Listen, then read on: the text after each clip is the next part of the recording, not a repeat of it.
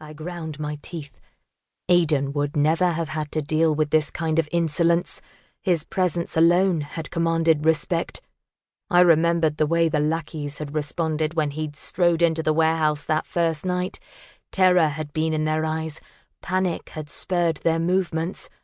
I had been so ignorant then. But no one knew me by my name. Practically no one even knew what I looked like.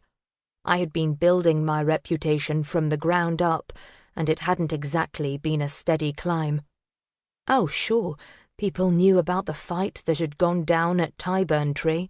Everyone had heard of the explosion that had gone off like a nuclear blast, but they also seemed to be operating under the impression that the wizard— yep, everyone thought it was a full-blown wizard, so suck on that— who had done it had died in the fallout. Some people even thought Aidan had done it. That was the more popular view. I faltered between being okay with that and being irked that no one knew what I'd done, but it was for the best at the end of the day. I didn't want anyone to know the power Mal had given me. That was the kind of knowledge that could go bad fast.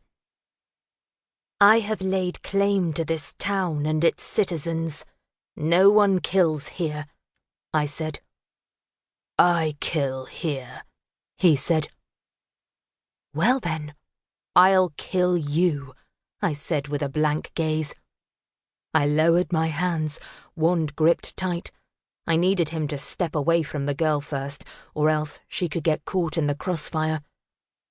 I wasn't entirely certain of my ability to kill the vampire. I didn't have a stake on hand. I hadn't made any stakes at all yet. Again, I hadn't had to go up against a vampire yet, and had focused all my attention on getting my normal gear ready as soon as was possible.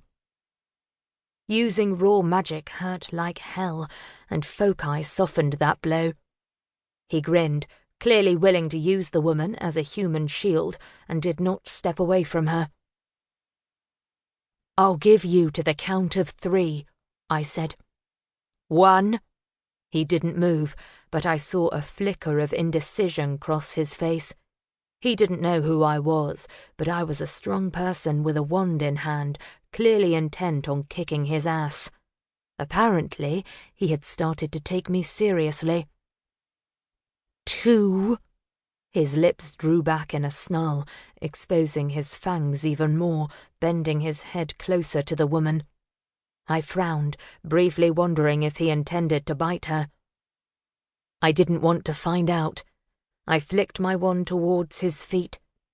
Incendium, I said, a soft murmur, and watched flames dart towards his feet. The magic did not hurt coming from the wand. It had already hurt going into it. The magic moved like a serpent, carefully crafted, unlike the blasts I'd previously pulled off when using raw magic. It snaked around his feet, crawling up his legs. 3! He yelped and jumped away from the girl, glaring at me. You will regret that. Somehow, I doubt it, I said, grinning. He lunged for me, arms outstretched. I ducked, spinning around and kicking my leg up at the same time to slam into his chest. Oh, did I not mention? Yeah, I'd been training ever since the necromancer attack. Magic drains you. The extra muscle meant extra strength and energy, and the extra skills meant I was less likely to die in a fight, which was bloody important.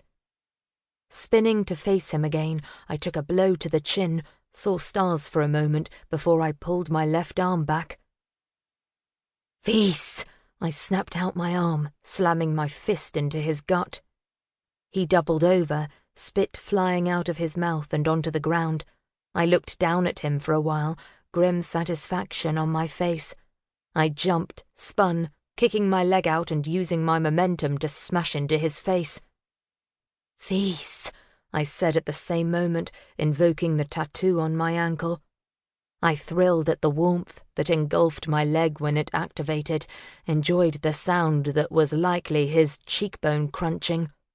He lay on the ground, panting for a moment before he dragged a hand underneath him, seconds away from standing up again.